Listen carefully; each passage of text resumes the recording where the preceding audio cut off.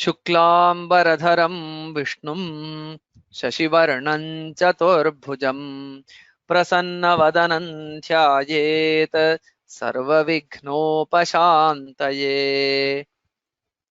श्रुतिस्मृतिपुराणानामालयं करुणालयं Namami भगवत्पादशङ्करं लोकशङ्करम्। Namaste. Now we will see the meanings of Shri Vishnu Sahasranama based on Shri Shankaracharya Bhashya for verse 74. First, we will see the verse. Manojavastirthakaro vasureta vasupradaha vasuprado vasudevo vasur vasumanahavihi. The namas herein are Manojavaha Tirthakaraha Vasuretaha Vasupradaha Vasupradaha Vasudevaha Vasuhu Vasumanaha Havihi. So there are 9 namas herein. We will see the meanings of each of these one by one. The first nama is Manojavaha. Manaso Vegaha Iva Vegaha Asya Sarvagatatvat Manojavaha. The one whose speed is like the speed of the mind, as he is all pervasive. So Manojavaha, this nama has two components, Manas and Java. Java is a speed, Manas is mind. So it is here described by Acharya that the one whose speed is like the speed of the mind. We all know the speed of the mind. So at one moment it will be here and the other moment, so it will travel to far off places in a matter of minutes or in a matter of seconds. It just transcends distance. So the speed of the mind is all known. The Bhagavan is also the speed of Bhagavan, or it can be seen this way. One moment the mind will be here, the other moment the mind will be elsewhere. So the mind is here and the mind will also be elsewhere. Similarly, the Bhagavan is also here and he is also elsewhere. Why is this so? Sarvagatatvat. Because the Bhagavan is present here and he is also present elsewhere. He is all pervasive.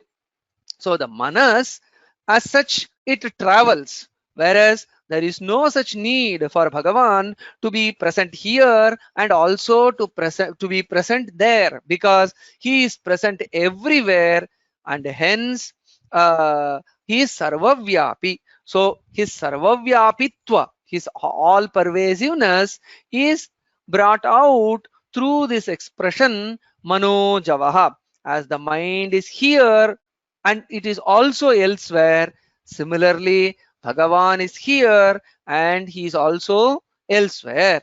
So manojavaha apanipado javanograhita. So even without hands and feet, the Bhagavan is javanaha, means he is very fast.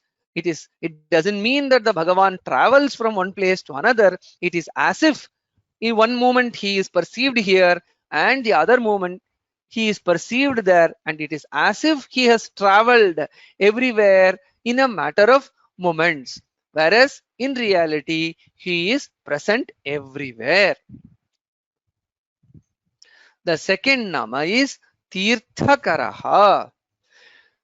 चतुर्दश विद्यानां बाह्य विद्या समयानांच प्रणेता प्रवक्ता चेति तीर्थकरः हयग्रीव रूपेण मधुकैटभौ हत्वा विरिञ्चाय सर्गादौ सर्वाः श्रुतीः अन्याश्च विद्याः उपदिशन् वेदबाह्या विद्याः सुरवैरिणां वञ्चनाय च उपदिदेशेति Pauranikaha kathayanti.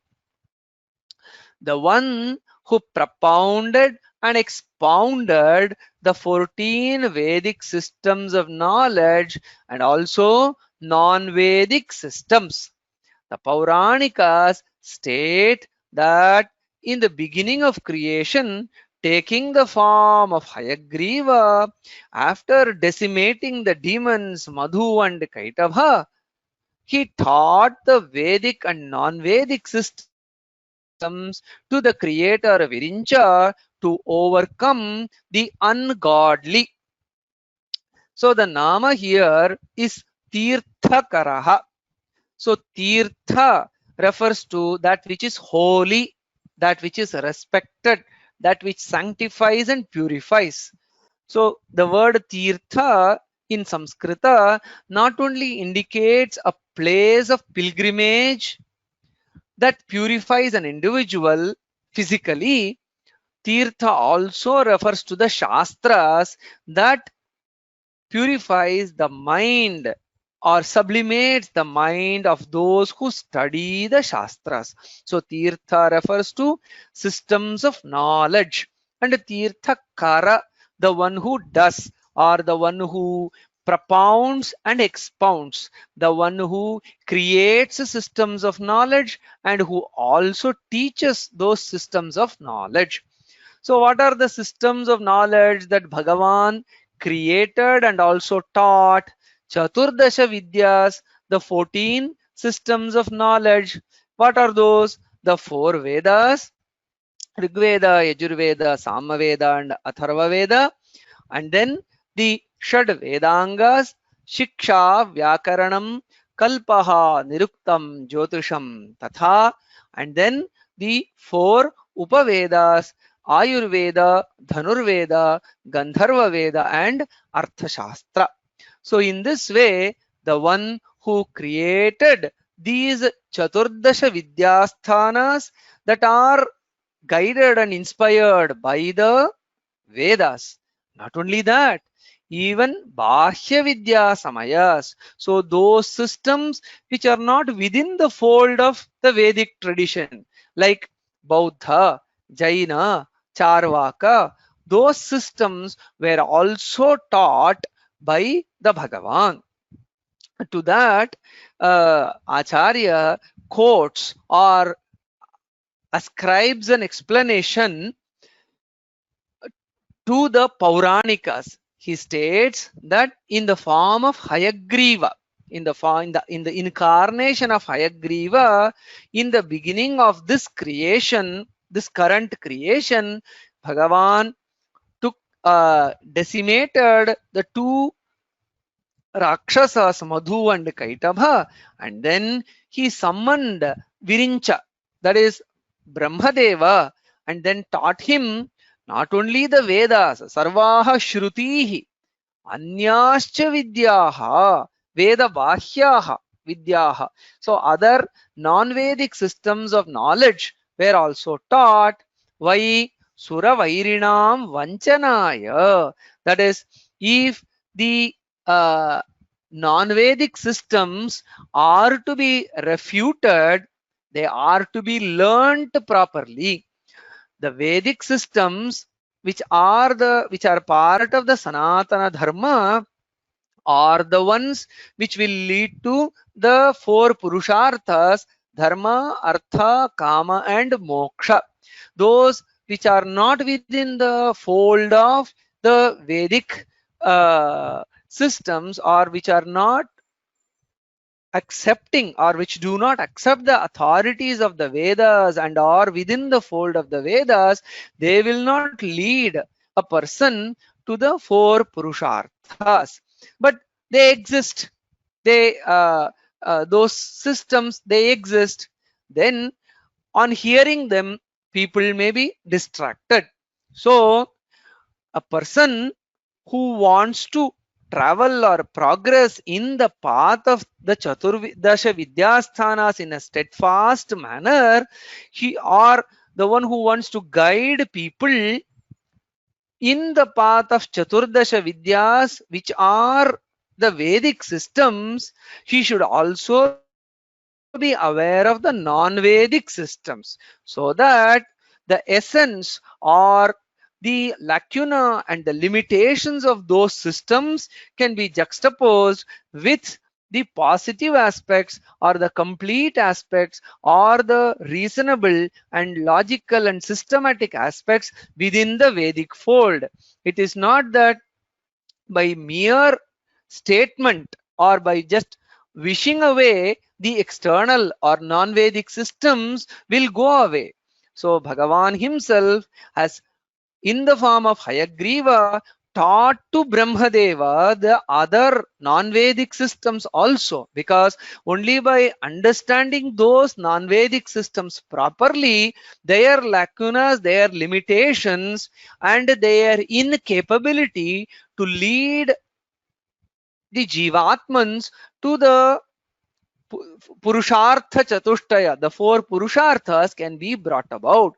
It's not by emotionally stating that they are non-Vedic that they have to be not followed. One should understand them intellectually and then find the fulfillment of the four Purusharthas through the Vedic Chaturdasha Vidyas. To that, this knowledge has been imparted to the Brahmadeva himself, and hence so that he could create or he could influence the minds of the people in a positive way to be open to learning non-Vedic systems also, and later realize the completeness, the idealness, or the greatness of the Vedic Chaturdasha Vidyas. So hence such a Tirthakara who has expounded or propounded not only the Vedic systems but also has created an opportunity to learn non-Vedic systems also. He is Tirthakara Bhagavan Narayana. The next nama is Vasuretaha. Vasu Suvarnam Retaha Asyeti Vasuretaha. The one with golden shining semen creative energy. So here Vasuretaha. Retas refers to semen or the creative energy. And Vasu is Suvarnam. Acharya says Vasu is Suvarnam. Retaha is the semen or the creative energy. So the primordial creative energy, the Kriya Shakti that manifested in the form of this vast and wonderful universe. So the one from whom such a creative energy emerged, he is Vasuretaha. Devaha Purvam Apasrishtva Tasu Viryam Upasrijat Tadandam Abhavadhaimam Brahmanah Karanam Param iti Vyasavachanat. So the same idea that initially there were primordial waters, into those primordial waters Bhagavan in the form of his semen, he uh, made his creative energy flow into those waters, and that creative energy transformed into the Hiranyagarbha, the Brahman, from where all later manifestations gradually emerged. So this statement of Vyasa, which is repeatedly found in the various Puranas, that glorify the Bhagavan with the nama Vasuretaha. The next nama is Vasupradaha. Vasu Dhanam Prakarshena Dadati Sakshat Dhanadhyakshoyam Itarastu Tat Prasadat Dhanadhyakshaha iti Vasupradaha. The one who bestows wealth in plenty. He is the Lord of the wealth. The other has become Lord of wealth only by his grace. So Vasu Prada. Vasu is Dhanam, wealth. Prada means the one who gives in plenty. Prakarshena Dadati. So the one who grants wealth in plenty, he is Vasupradaha. Bhagavan Narayana is the real Vasupradaha, the one who grants wealth in plenty. Itarastu, the other one, Kubera. Kubera is also known as Vasuprada, means the one who grants wealth. But in reality, even Kubera derives, or only by the grace of Bhagavan Narayana, who is the real Vasuprada, attains the capability to grant wealth to others. Hence, the real Vasuprada is Bhagavan. The one who is known as Vasuprada, that is the Kubera, he also, by the grace of Bhagavan only, has become the one who can grant wealth. The next nama is again Vasupradaha. The term Vasuprada, the nama Vasuprada, is repeated once more, but as a separate nama. There are a couple of meanings to this second appearance of the term or the nama Vasuprada. So the first interpretation here is Vasu Prakrishtam Mokshakhyam Phalam Bhaktebhyaha Pradadati iti Dvitiyo Vasupradaha. The one who gives highest wealth called moksha to his devotees. This is the meaning of the second Vasuprada. So again, Vasuprada. Prada Prakarshena Dadati. So the one who gives the highest Vasu wealth. So what is the highest wealth that can be granted? It is the spiritual wealth of self-realization and moksha, liberation from this continuous vicious circle of birth and death and suffering. So the one who grants such sublime transcendental wealth that is of the nature of moksha, he is Vasupradaha. Dvitiyaha Vasupradaha. So this is the first interpretation of the reappearance of the term Vasuprada. So the second interpretation is follows. Before that, we see to this interpretation that the Bhagavan grants the highest wealth called moksha, a Shruti Vachana, that is from Brihadaranyaka Upanishad, has been quoted by Acharya. Vijnanam Anandam Brahma Ratir Dhatu Parayanam Tishtamanasya Tadvidaha. So Bhagavan gives the great wealth called Ananda and Vijnana, the realization of one's own true nature as pure consciousness. The second interpretation of Vasuprada here is Surarinam Vasuni Prakarshena Khandayanva Vasupradaha. The one who cuts or snatches away wealth of those with evil tendencies. So he is Vasupradaha. So Vasu is wealth and Prada Dati Chinatti means the one who cuts. So Dadati is to give, Dati is to cut. So or the one who snatches away or the one who cuts away the wealth. From whom? From those who are evil or those who have negative tendencies.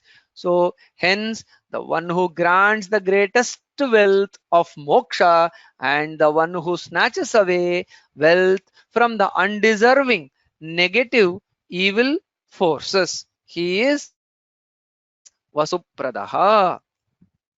The sixth nama is Vasudevaha. Vasudevasya apatyam Vasudevah. The son of Vasudeva is Vasudeva. So Vasudeva is his father, and being his son, Bhagavan Narayana in his Krishna Avatara is glorified by the term Vasudeva. The next nama is Vasuhu. Vasanti Bhutani Tatra Te Shvayamapi Vasati iti Vasuhu. the one where all beings abide, he also exists in them. So vasati iti vasuhu means the one who exists.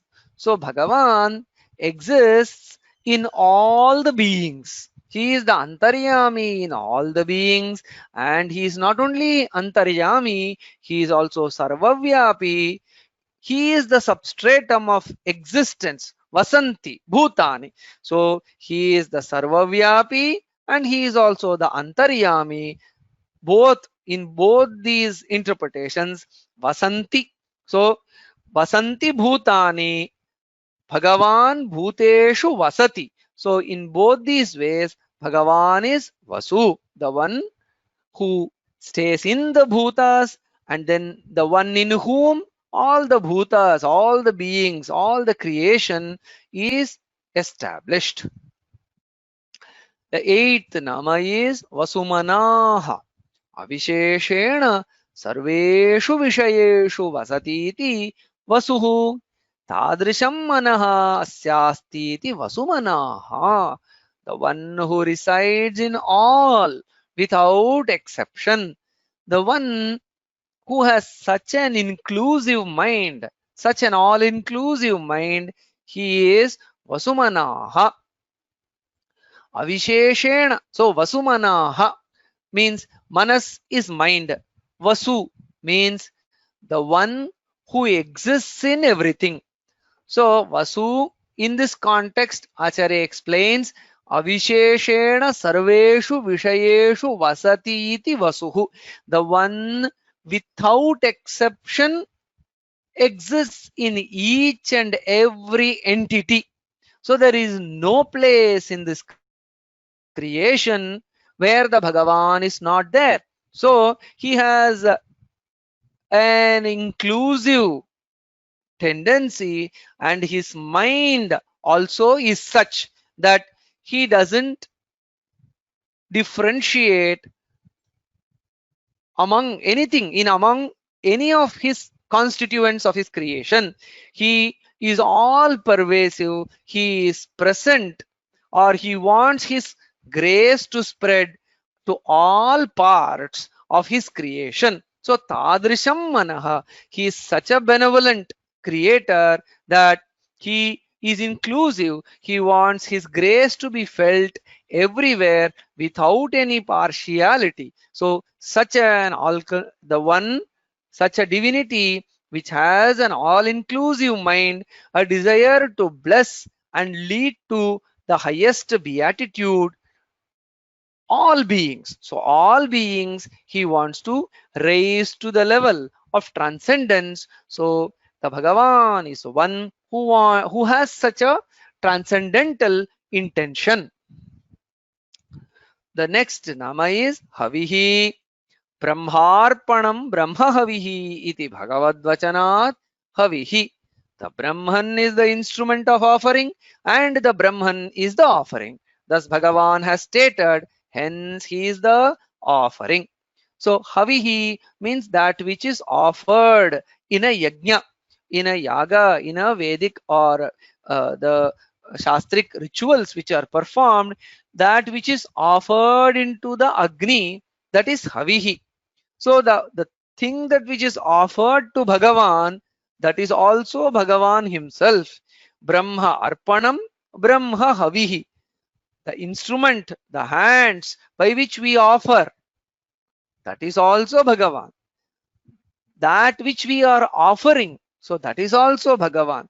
Previously we also saw he is the stotram, he is the stota, he is the stutihi, he is the shlokas, stotras and mantras, he is the individual who is singing the glory, and he is also the act of singing, stavana kriya. Similarly, he is the one who makes the offerings and he is the offerings themselves, which indicates the all pervasiveness of Bhagavan. Previously also it was indicated Avisheshena Vasumanaha. He has a mind with which he wants to be present, or he is present in everything. He wants to bless everything by his divine presence. So that idea is again reiterated by this nama Havihi. Thus, with these 9 namas in verse 74, we have thus far seen 698 namas. Om Tat Sat. Shri Krishnarpanamastu.